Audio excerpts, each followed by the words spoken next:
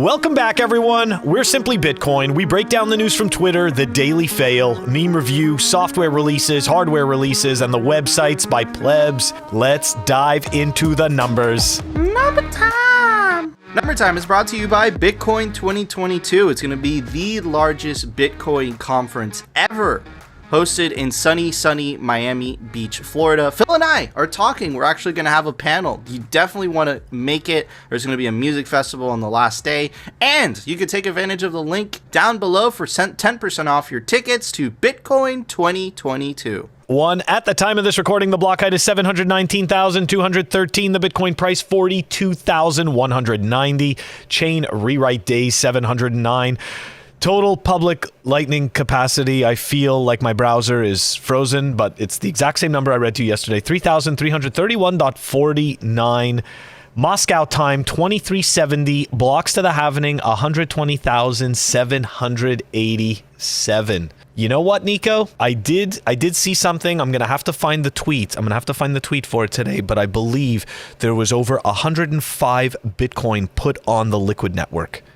Ooh. I got to dig up the tweet for us, though. I meant to do that and I screwed up, but that is pretty good. So that's an aspect of the numbers that maybe we might have to start reporting on the liquidity on Liquid. No pun intended. The liquidity, the liquid. But yeah, dude, please send that to me so I could put it and make it fancy graphics for everybody. But anyways, I got some actual number data from Glassnode. We haven't had a Glassnode day in a little bit. The usual numbers, consolidation, guys. Just we've been channeling for the last 2 months, and some people, you're seeing Bitcoin Twitter consume itself. You see Owie going after Yellow going after Owie. It's kind of funny because it's a Chihuahua and a Muppet, and they're fighting, and it's like we're all on the same team, but apparently we're not. Anyways, if you know, you know. If you don't know, then this isn't important. Anyways, I want to show you guys this video before I get into that because I thought it was fascinating. This is Apple's co-founder. This is Steve Wozniak. He is essentially the programming, the technical whiz behind Apple computers. And just a kind of fun fact about him, if you work at Apple, they give you an employee number so that you can get the employee discount if you buy any products from them. He is actually Apple employee number 1. Very cool stuff. Anyways, let's check out what he had to say about Bitcoin, because it's a Bitcoin show after all, right? Our U.S. dollars. I mean, U.S. dollars, the government can just create new dollars and borrow. And it's like you never have it fixed. Like Bitcoin was the gold. Bitcoin is mathematics, mathematical purity. There can never be another Bitcoin created. Bitcoin doesn't even have a creator that we know of. Bitcoin isn't run by some company. It's just mathematically pure. And I believe nature over humans always. There is so much signal in that to unpack, right?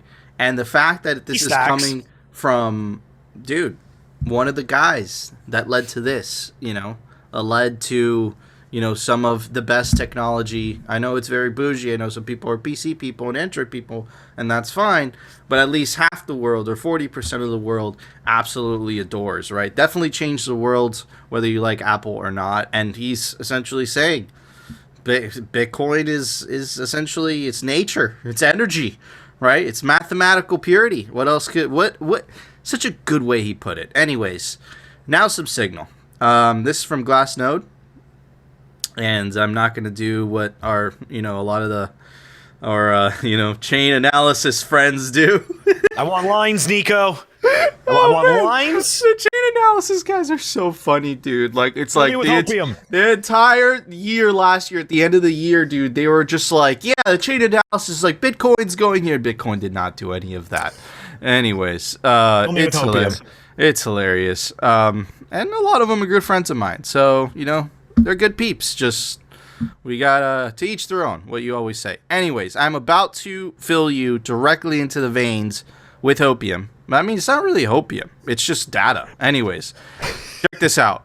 This is the number of addresses with the 0.01. So this implies to me network growth, the amount of users, right, on the Bitcoin network, the small little tiny fish, right? And they're stacking like crazy. In fact, they haven't stopped.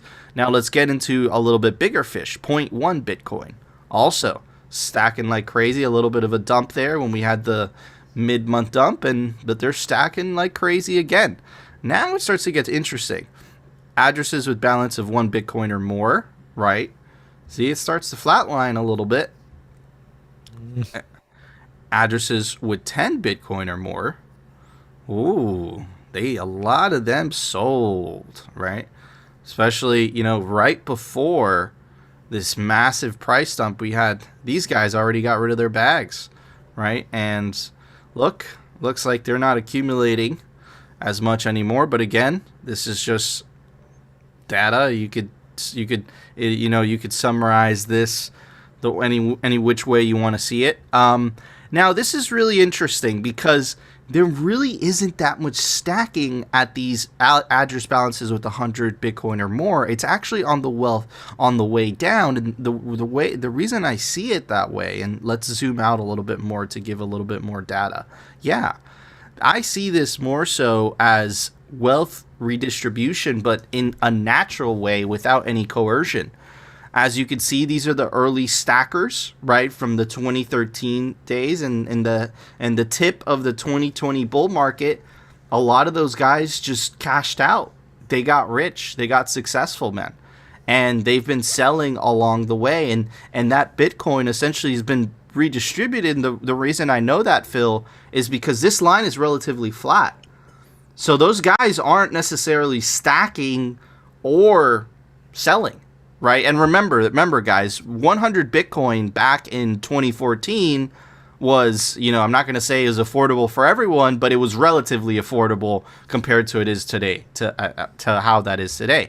Now, addresses with 1,000 Bitcoin or more, right? Even more interesting. The accumulation is actually on the way up. Isn't that fascinating? Right. And yeah, very. We actually peaked in February 2021, right? Very, very interesting. Now, addresses with 10K or more, these are companies, and most of this are Bitcoin exchanges, right? And very bullish. As you can see, there's not a lot of data because there's not that many addresses with 10,000 Bitcoin or more, right? But as you could see, it's very low. So what could you surmise from this last? Is that exchange balances, and we've heard that from other people, right? So it's good to get multiple data points, right? The amount of Bitcoin held on exchanges is continuously going down, which means more and more people are taking self-custody. Anyways, I thought all of those were fascinating because it tells different stories of different sizes of Bitcoiners. You see the tiny fish, the plebs, the little guys, they're stacking like crazy, man. They keep buying the corn, right? And then you could clearly see that the 100 Bitcoin level, the OGs that got into 2017, they cashed out. They cashed out in 2017, and they haven't been. And think about it. How do you buy back in? How do you get back that 100 Bitcoin if you sold back between 20 and 10K, and we went all the way back up to 60? You're not going to be able to get back that 100 Bitcoin. You're going to maybe be able to get a fraction of that, right? So yeah, man, maybe they sold a little too soon. Maybe they exchanged Bitcoin for shitcoin, which is the US dollar. Anyways, who knows? Maybe they wanted a house, a plane, a helicopter. Who knows? Phil?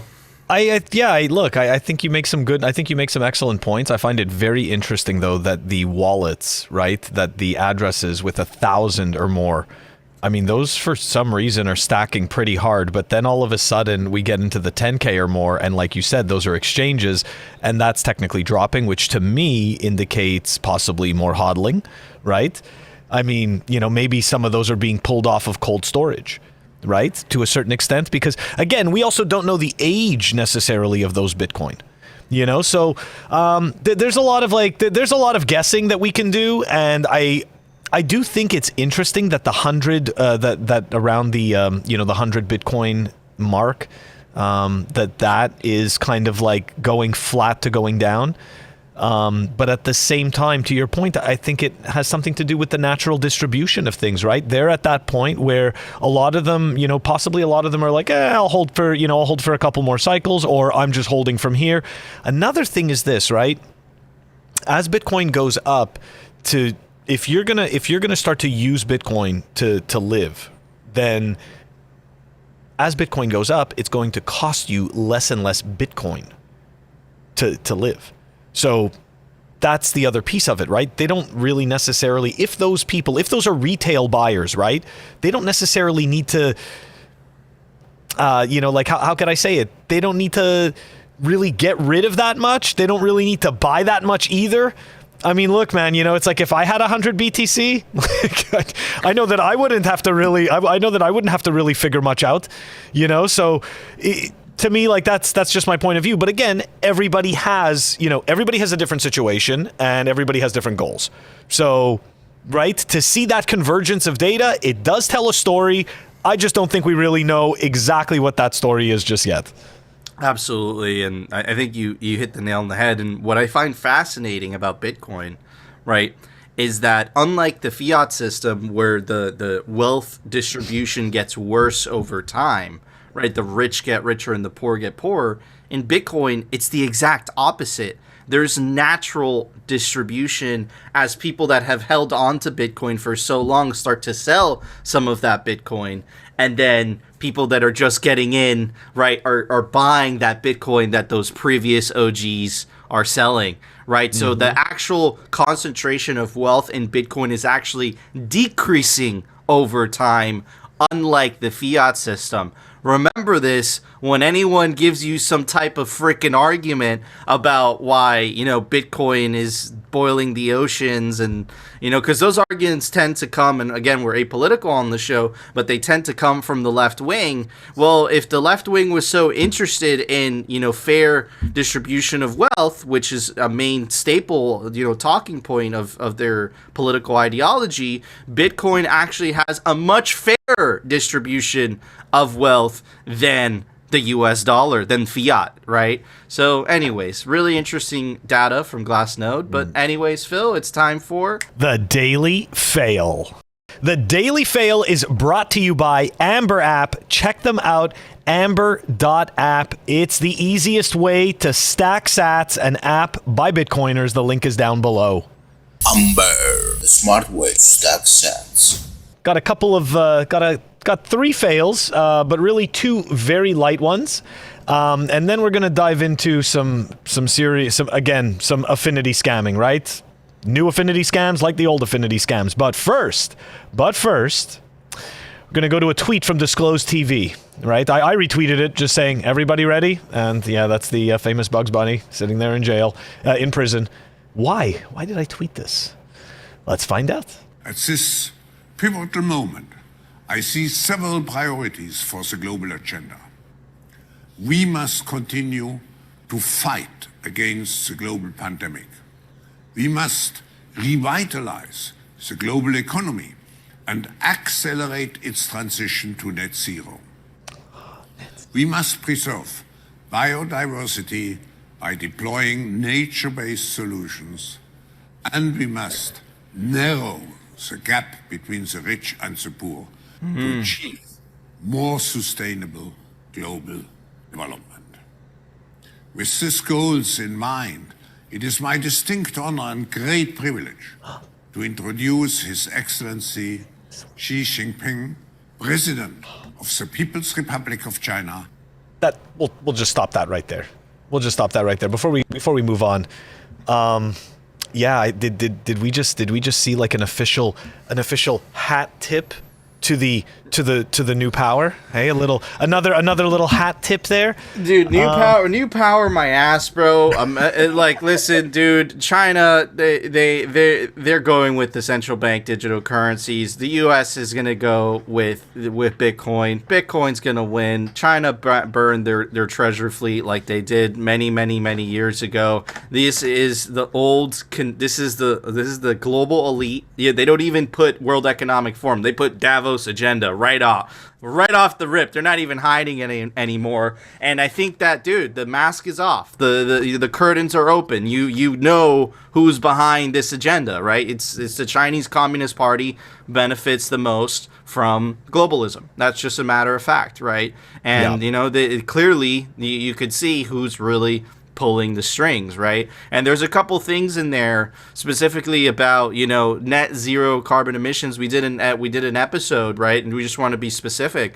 Listen, we believe climate change. You know, we definitely believe that you know, burning too much CO2 is bad for the atmosphere, right? We're not denying that whatsoever. But what we are saying is giving people like that more power, even though they're flying in private jets and doing whatever they want, is not a solution to that. The solution to that is private enterprise. And by private enterprise, they're going to come up with the innovations to solve these problems when they arise, right? The Netherlands has literally been below sea level for hundreds of years. And they have literally figured out with giant complex, you know, diking systems and all this stuff, how to survive in a country that is literally below sea level, right? So if there's a surge, if there's a lot of waves, it could literally inundate the entire country, which has happened many times before. And they figured out because out of necessity, they had to. Right? Not because of these giant bureaucratic powers, but man, the curtains off. Like 5 years ago, we would have been seen as Alex Jones if we were talking about this stuff. Alex Jones was just proven right, man. This is absolutely insane, absolutely crazy. I totally agree, and I just want to point out before we move on to the next fail. You know, the World Economic Forum was founded in 1971, and you heard him right there. They're trying to bridge the gap between the rich and the poor, but for some reason the gap keeps getting bigger. So clearly, whatever the hell they're doing is not working. Okay, and it's only getting worse. So it's my belief, in my opinion, that they just continue to say words, and they're just going to make things worse and worse. But for their inner circle, they are going to get the benefits, right? So what he's talking about is really for, you know, him and his close friends and the people who fall into his incentive circles. Those people will get the benefit from this. Anyways, let's... Oh, yeah. Go ahead. I was going to move on to the next one. Yeah, move on. All right. We were tagged by Darthcoin in our Telegram group. Thank you very much. Never heard of this before. Moneyonchain.com. Okay, and this is specifically, the token we're talking about is dollar on chain. Okay, it's perfect for daily transactions. And as you can see here, dollar on chain is the ideal stable coin for daily transactions and users seeking to hold current value without leaving the benefits of Bitcoin. Keep with me here, right? That's a paradox. They're bringing Bitcoin in, right? But wait, there's more scamminess. So right away, they're calling in the affinity scam gods, and they're saying, look, we like Bitcoin. We think Bitcoin is good. Look at what we're doing. Okay, let's proceed. It's Bitcoin without the volatility. Hold the current value, DOC, which is their coin that they have, okay, is 100% collateralized with Bitcoin. All right, so they say it again. For some reason, there's like quite a few tokens in this mess. There's not just one. There's this other one over here, okay, called BPRO, because this is not just a stable coin. This thing is, you can also stake it, and there's governance, and you get rewards, and you don't have to give up your private keys. This thing's amazing, okay? It does it all, okay? So check this out. We just took a look quick at the BPRO portion. This is where you earn, okay? Improve the performance of your Bitcoin while retaining full control of your private keys. There they go again. Hey, we're like Bitcoin. We like Bitcoin. And look, you don't have to leave the safety of Bitcoin. Okay, so little more diving, went to their white paper. So here's the intro to their white paper. We're obviously not going to go through this whole thing. We're going to stick specifically to the point 1 and point number 2. Point number 1, the dollar on chain, right, which is that DOC token they were talking about, is a RRC20 token pegged to US dollar for risk-averse individuals. Those who need a stable currency use the DOC, a token that maintains a peg with the US dollar. There's more than 4 billion USD already in these types of assets. Okay, great. The next piece to this is the BitPro. Okay, it's an RRC20 token for Bitcoin holders seeking a passive income in RBTC. That's the kicker right there. They're not touching Bitcoin in any way, shape, or form. Say hello to RBTC, which is RSK. No. Right? Yep. That's right. That's what the RBTC is. That's the whole thing. Check this out. Risk it, right? So I'm just going to read off this little piece. Risk adds value and functionality to the Bitcoin network by enabling smart contracts on top of Bitcoin, DLCs and HTLCs. Anyways, near instant payments through Riff Lumino and greater scalability, helping the Bitcoin ecosystem grow and contributing to its long-term sustainability. The RSK blockchain is secured by Bitcoin hashing power through merged mining. So they pretend that they have the same security because they're using merged mining, okay, with the Bitcoin blockchain. Anyways, I digress. It's another shitcoin that is pegged to Bitcoin that is made to look like Bitcoin, but it is not Bitcoin in any way, shape, or form. It is its own token, okay? And this is what they're pegging to. So what I had to do was go and dig into how do you get their shitcoin. So the first task is to get a wallet, but we don't care about that. The second task is what's important to us, is to get RBTC, not Bitcoin, RBTC, which is a total shitcoin. You'll need RBTC to be able to pay the gas, which is the fee for using the blockchain paid to miners for mining the transactions. You can pay the platform fees in RBTC too. The third step is to connect your wallet with the money on-chain stablecoin platform. So you'll notice that I went through this whole entire story explaining to you about this coin that is secured by Bitcoin without actually using Bitcoin. So you see, this is the type of affinity scam that I honestly thought would get debunked much faster. I'm surprised that they're trying to do this again, but it's very clever, okay? Because they're pegging to another shitcoin that pretends to be secured and to work with Bitcoin. So, and I remember I got fooled by RSK. I shouldn't say I got fooled. I almost got fooled by RSK in 2018. Somebody tried to get an RSK person to come on my podcast. They're like, what are you talking about? They're building on Bitcoin. And I'm like, but there's another token. They're like, no, you don't understand. This is helping build the ecosystem. Now, previously in the while I was reading, and I was explaining about the smart contracts, I explained DLCs, okay, and HTLCs, which was actually covered by Ben the Carman in previous episodes of ours extensively, okay? And this currently right now is, I'd say, the first iteration of smart contract functionality on the Bitcoin blockchain. But I'm not even going to pretend to try to explain that. I just wanted to say this shit is not needed, okay? Dude, I remember when RSK did their ICO, I was totally sold because they essentially branded themselves as, it's building on top of Bitcoin, but in reality, no, it was just another shitcoin. Like, that's just how it is. And it's just so funny that they pivoted. These shitcoiners always pivot. They always pivot. And why wouldn't you? And this goes to A16Z as well. This goes to all the shitcoin, whatever. They have to do that. They have to keep... They create a Cantillon effect, right? Where people at the top benefit, they get stupidly wealthy, everyone else gets poor, right? At the expense of the top getting wealthy, the insiders, the head honchos, the devs of these shit coins, right? The Vitaliks, the Brad Garlinghouse, everyone else, and then in these smaller shitcoin projects, once they stop running out of steam, right? And the devs have cashed out enough, what they do is they rebrand. We see the same thing with BitClout. They did the same thing. The developer, he just replaced the name. Let's start again from zero.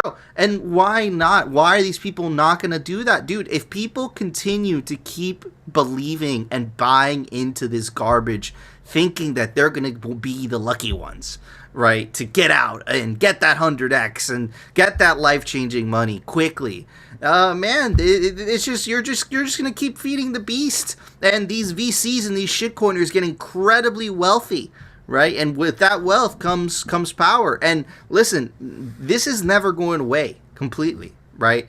Bitcoiners are always gonna have to fight this off, right? And this is why we have the Daily Fail part of this show, to expose these scams. But I'll tell you something, guys. Long time preference. in Bitcoin, it really takes about 4 years to really start benefiting from opting out. It's not even, I wouldn't even call it investing. I would say opting out. Opting out of the legacy system and denominating your wealth in Bitcoin, it really takes about a cycle for you to feel the effects, right? You're gonna be like, oh wow, like I have a lot. That was, to use the old terminology, that was a good investment, and it really takes about 8 years to get wealthy, relative to where you started off, of course. So you have to zoom out. You have to start thinking in halvings. You have to start thinking long time preference. And unlike the shit coins, Bitcoin is number go up technology. It does its thing. It's designed to go up forever. If you store your Bitcoin properly, your wealth is not at risk. It's not at risk. You're not going to deal with volatility in the way of if it just going to zero, or like a lot of these shit coins do when the project or the NFT runs out of hype.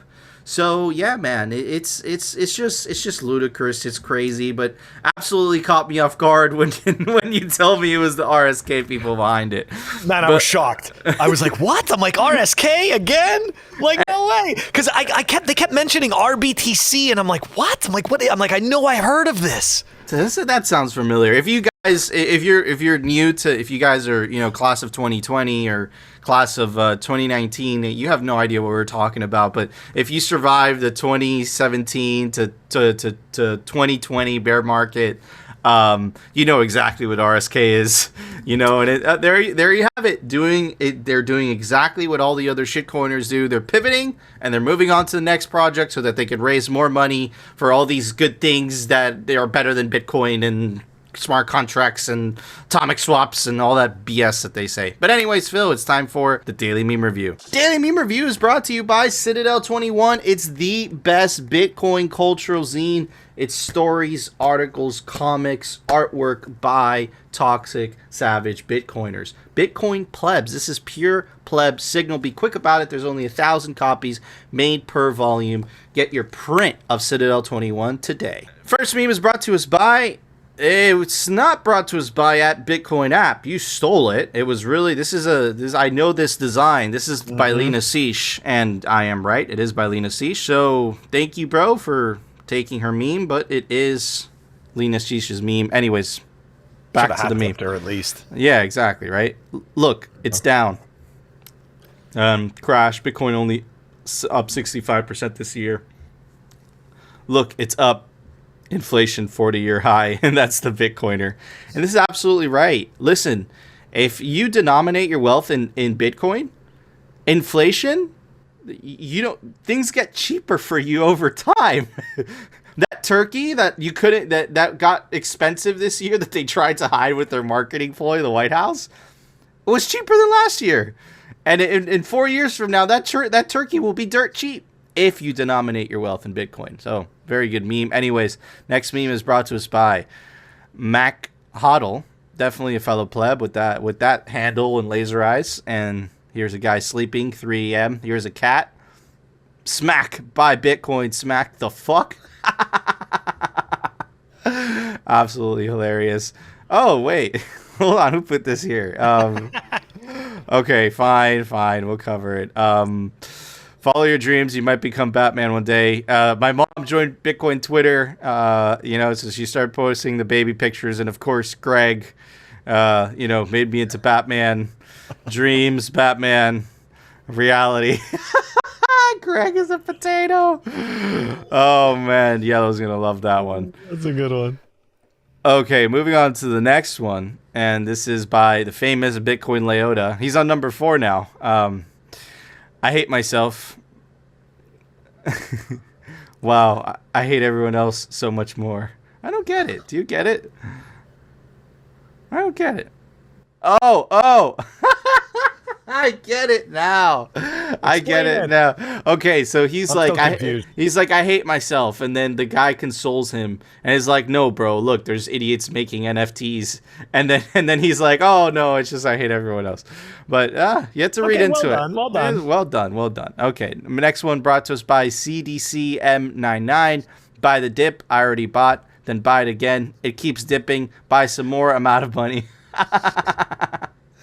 All right, next Accurate. meme by Cedric Youngelman, days, years, decades. And this is exactly what we were talking about during the daily fail, right? That's some power. If you zoom out, this is what it looks like, right? But if you're focusing on, this is why the shitcoins are so intense, they're so alluring, because some of these days, the shitcoins out of nowhere, they'll do this, but then by it doing this, it doesn't show you that, that one person got lucky, and then the 9,999 got totally freaking wrecked.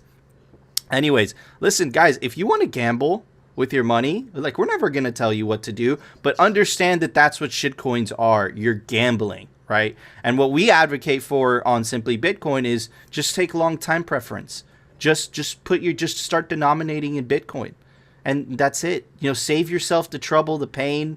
Listen, Phil and I have been doing podcasting for a minute now.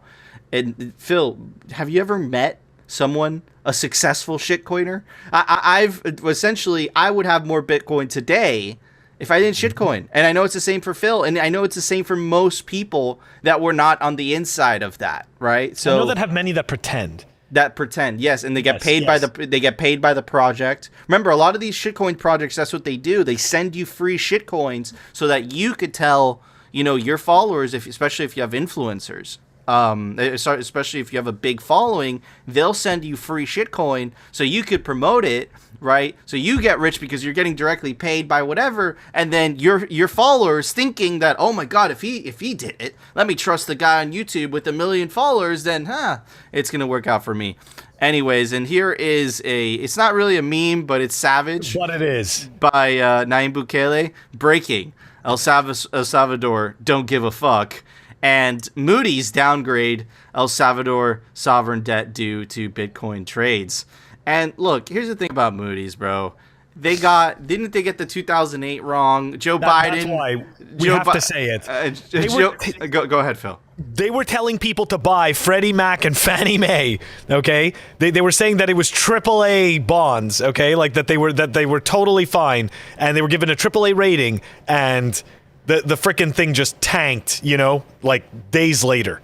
Okay, they were telling people that they should buy. Okay, all the way down. And they were saying that it was great all the way as people got wrecked on both of those. So, yeah. When I remember Moodys, I remember Joe Biden, essentially, when he was trying to push his Build Back Better plan, and he used Moodys as kind of like, even Moodys is saying that if we pass this trillions upon trillions of dollars of infrastructure bill, it's going to cost nothing. Like, really? That's not how that works. and did you see how he compared it, right? Moodys, not some liberal think tank. Yeah, like, right? Because it's better. Listen, we have a good paid shill. They took our good money to say what we wanted. Man, not someone who's objectively going to look at the information. But I just want to highlight, like, that is the power. That is the power of Bitcoin. You don't have to rely on the IMF anymore. You don't have to rely on the legacy system anymore. So you could literally do what Nayib Bukele is doing. You guys could go fuck yourselves. And here's the thing. They built themselves a moat. They thought it was going to protect them forever. And now they're just like, wait a second. They can't do that, but because Bitcoin is decentralized, it's a distributed network. What are you going to do? Right? What are you going to do? So, man, it's just absolutely awesome memes. And for those memes, Phil, I'm going to give it. I know a lot of people like this hoodie. This is the Represent Camo hoodie.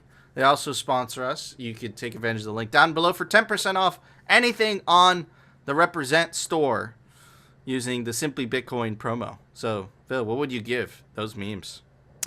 I got to start thinking of giving my clothes and stuff like that. Why not? No, but you know what? Yeah, they do have awesome hoodies. I've got one too. I'm going to go with, I don't think I've given this before, but it is my bag of heat sinks for my Raspberry Pis. There's multiple types of heat sinks in here, all types.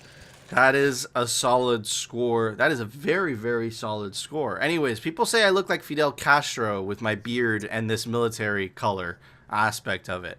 So anyways, we want know. Do you agree with that? Do you agree with our scores? Let us know down in the comment section. And of course, subscribe to us on alternative video platforms because, you know, we say things that piss off people in high place, World Economic Forum. And like rumble.com and our personal favorite, bitcointv.com, because it's Bitcoin TV. It's awesome. They don't censor there. And of course, join our Telegram group. Link us some Bitcoin memes to review because it's a Bitcoin meme review. And if we didn't have memes, then how would it be a review? It would just be Bitcoin. It needs Bitcoin memes so that it could be a Bitcoin meme review. So link us the memes in the Telegram chat. Anyways, Phil, it's time for Daily News. The Daily News is brought to you by CryptoCloaks.com. They make the best 3D printed Bitcoin merch, like the El Salvador 3D printed Bitcoin grenade. Open up, you put your favorite hardware wallet in there, or anything else you like. And, of course, my personal favorite, the 3D printed Bitcoin Honey Badger. It does come in 3 different sizes, the big one, the medium one, the small one. Anyways, you could also take advantage of the link down below for 10% off anything on the store, CryptoCloaks.com. All right, everybody. So, today, we're going to talk about Kazakhstan. Why should you care? Well, Kazakhstan has a lot of hash rate, and we were covering this a couple weeks ago. You guys probably heard if you're on Bitcoin Twitter, right? Kazakhstan's hash rate drops as internet blackout persists. There's like a revolution there. There was protests. The government had to step down. Russia stepped in to try to secure the nation. All this craziness. And why should you care? Why should you care about Kazakhstan, right? Let's take a look at this map, right? Essentially, it's a Bitcoin mining map, and it's an estimate of the countries that have, you know, what percentage of hash rate they have, right? This is Russia. It has about 11%. This is the United States. It has about 35%. That number is getting a little too close to 40.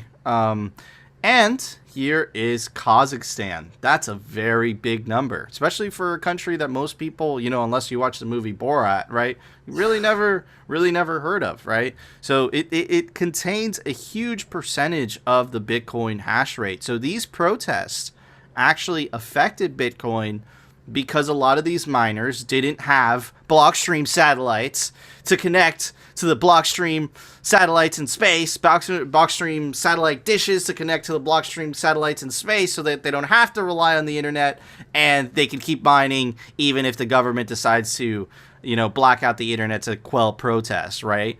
So anyways, what is the current state of that, right? Because if you remember, this was kind of weird for us because essentially this happened. Kazakhstan was one of the main countries that all these China miners fled to when the China mining ban happened.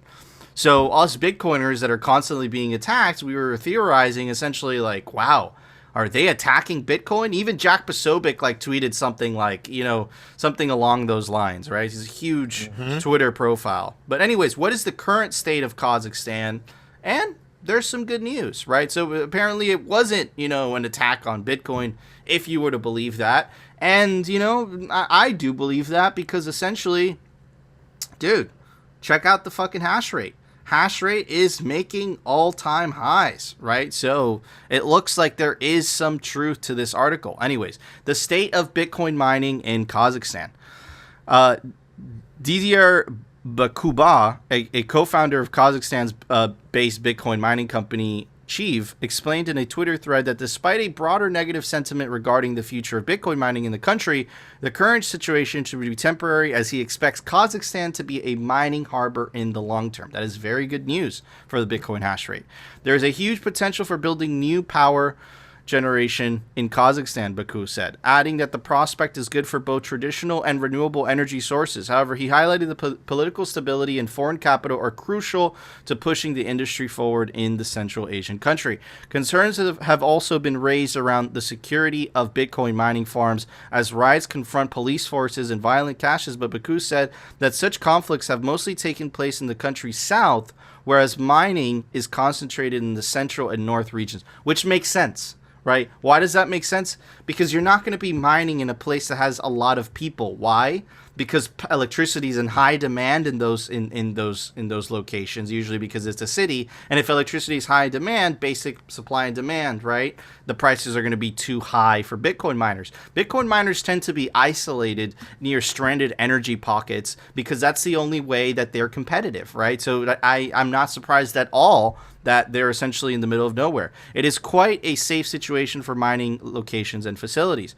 According to the miner, the main issue for the mining industry in Kazakhstan is still internet access. After the protests ensured, declared a nationwide state of emergency, cutting phone and internet access across the country. That is absolutely crazy. But here's the thing, right? If these Kazakhstani miners prepared, they could have set themselves up to continue mining even with the internet being cut, because essentially they could have relied on the Blockstream satellite, right?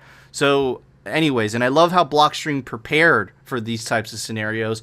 And I think, Phil, that this is a foreshadowing, right? The fact that if a government gets in trouble, they cut internet access. They take down all of society with it. But if you're using hardwired internet to access your Bitcoin, you're in trouble yourself, right? If you're using the Blockstream satellite, right, or if you're using mesh nets, you don't have to rely on, traditional internet. And I know that Elon is also working on, high-speed internet in space as well. But anyway, something definitely to keep an eye on. Kazakhstan is still filled with uncertainty, and majority of Bitcoin mining farms have gone offline, but the impact is limited and expected to be short-lived. This is the part that I want to talk about, because there's a lot of worry, there's a lot of speculation that a lot of these Bitcoin miners would not come back online. It was over for good. But it's awesome to hear that it's going to be short-lived. Restored internet access should lead most miners back online, despite the usual winter power rationing measures, as demand peaks between 6 p.m. and 11 p.m., which is totally normal. They do that in Texas as well, mostly due to increased energy usage by households, he says.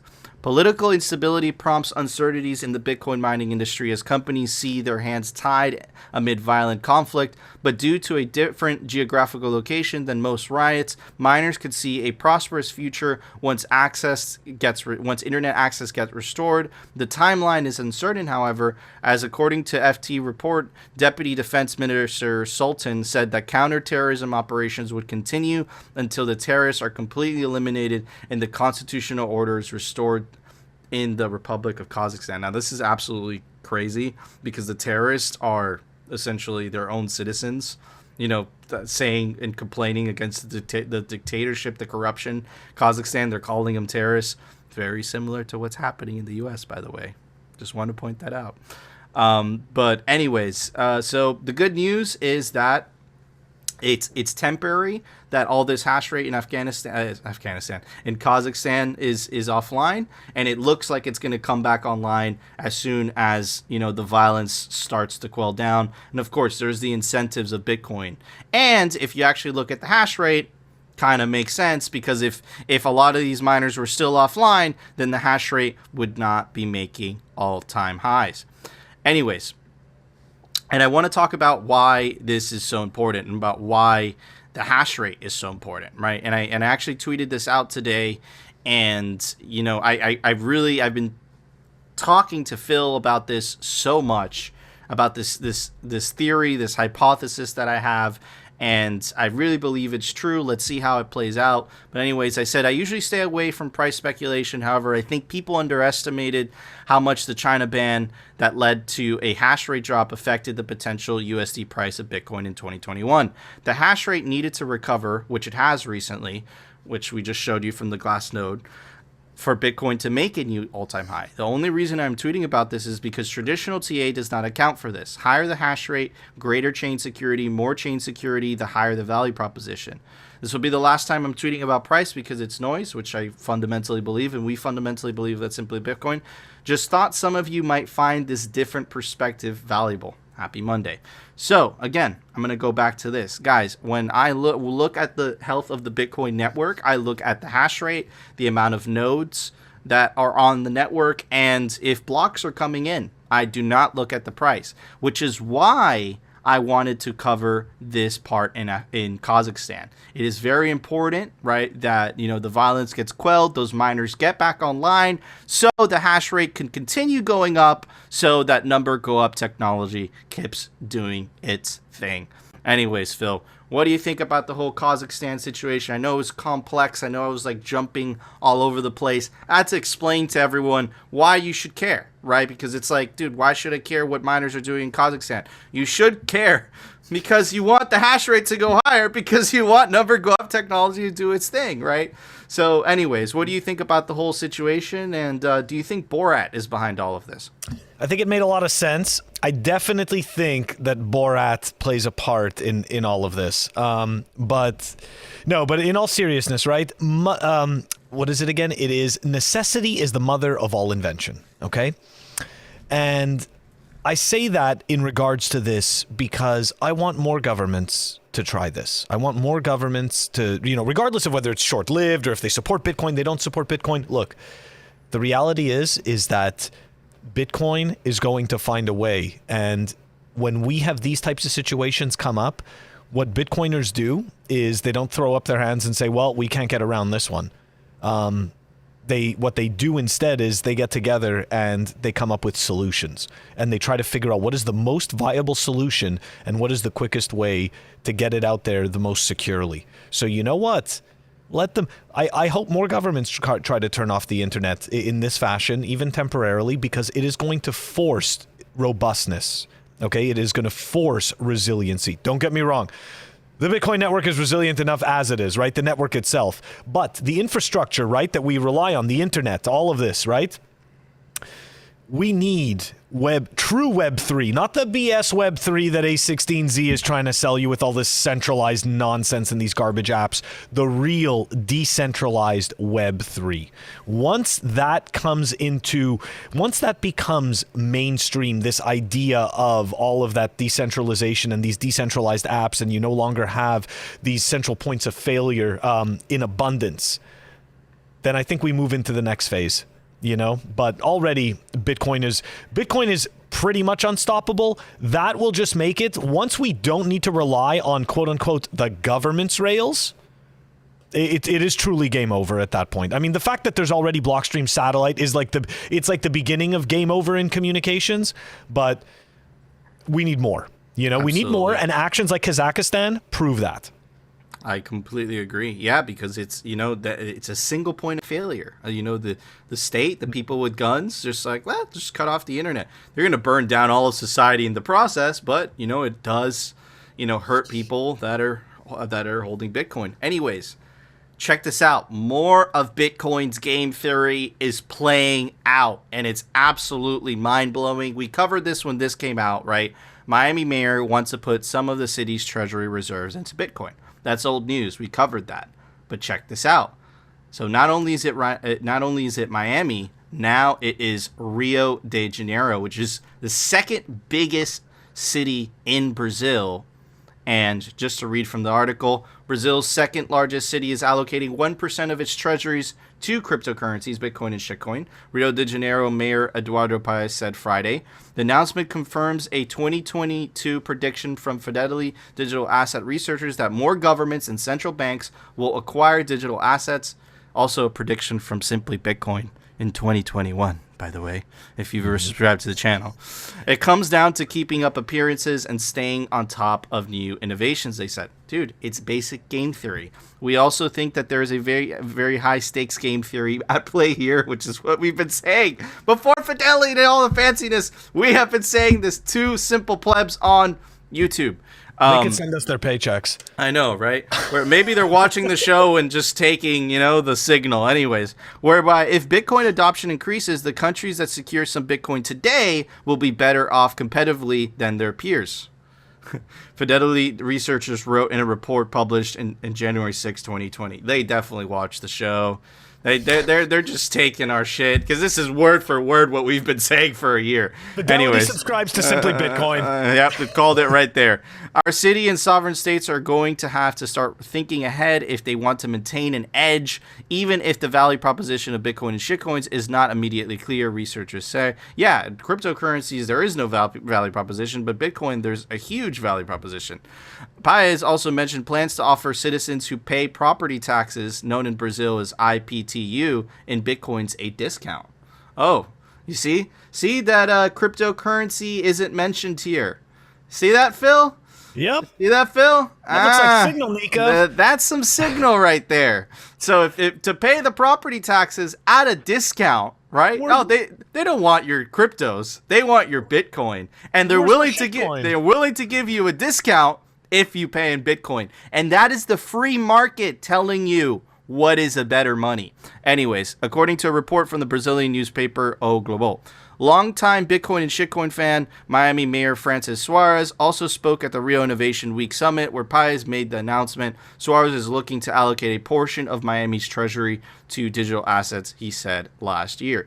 So, this is the game theory that we've been talking about, that Fidelity stole from us. I'm just kidding. We don't know that for sure. But it's just funny that they're using the exact same language that we've been saying for over a year. This is the incentives of Bitcoin that it provides. I love how the article tries to pivot and tries to be all inclusive and says it's cryptocurrencies. But when you look, I don't know if they did this on purpose, but when you look at what Rio de Janeiro wants to accept for property taxes, it just says Bitcoin. So why? So if these shitcoins are so valuable, why aren't they accepting shitcoins? And why is it that they're only accepting Bitcoin? And why is it that not only are they accepting Bitcoin, they're accepting Bitcoin at a discount, right? That is telling you that people find that is telling you the value of Bitcoin.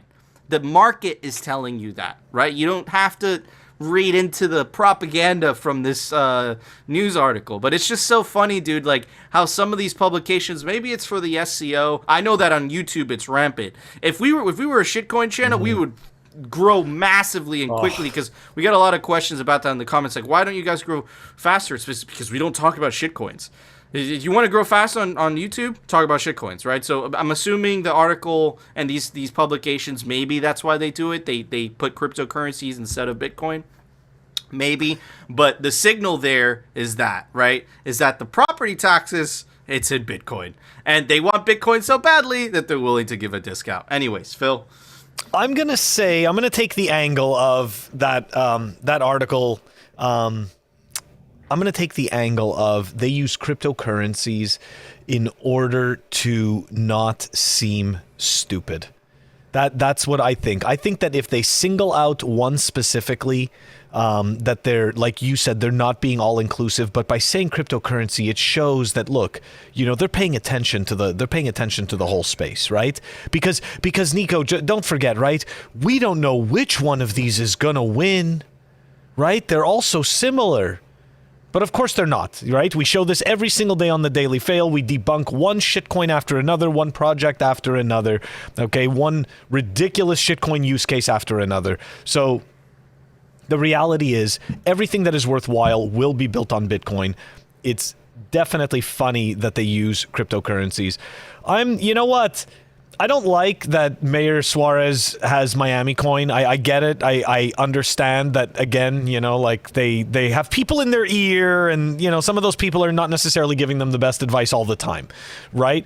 But as you said, right, the incentives are playing out. And sure, they may talk about some shit coins here and there, but everybody just wants Bitcoin. They all just want Bitcoin, okay? That's the truth. They may not admit it to you, but secretly inside, that's what they want. Okay? And absolutely. Rio de Janeiro is just taking a step in that direction. Absolutely. And I want to apologize on behalf of Miami for the shitcoin stuff.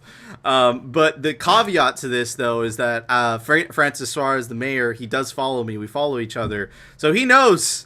He knows how the plebs feel. He knows how the plebs feel. So, and again, to be fair, he's a politician. He's trying to, essentially make all sides happy, and that's what they do. This is what they do. That's right. But honestly, dude, he's in my opinion, he's a great mayor, not a communist, big fan, brought the Bitcoin conference to the city, and hopefully we could show him the truth of shitcoins. And look, if you're just getting into crypto, you go straight to the shitcoins first because you feel like you missed the Bitcoin train. So give him a pass because, I feel like he's new. Let's see how this goes in 10 years from now. If he's still shitcoining, then that's a different story. Let's see how all this plays out. But anyways, Phil, there was an open source software release today. Why don't you tell everybody about it? Software releases. The software releases are brought to you by CipherSafe. Check them out, cyphersafe.io. Store your seed in the Cypher Wheel or the all-new Cypher Grid. The Cypher Grid comes with a punch tool and the tamper-resistant wire. So does the Cypher Wheel. The link is down below. We've got Mercury Wallet version 0.5.6 that was released. Check it out down below. Guys, you know the deal. We also drop audio-only podcast Monday through Saturday. Check us out on Apple, Spotify, and Anchor. Awesome. Thank you, Phil. I'm going to have to cut those pauses in between. Yeah, because I totally forgot after Apple was processing. But anyways, guys, that was our show. That was our show. If you enjoyed the show, my ear's itchy. If you enjoyed the show, you know what to do. Smash that like button. It's really important that you smash that like button. That's how you get engagement on YouTube.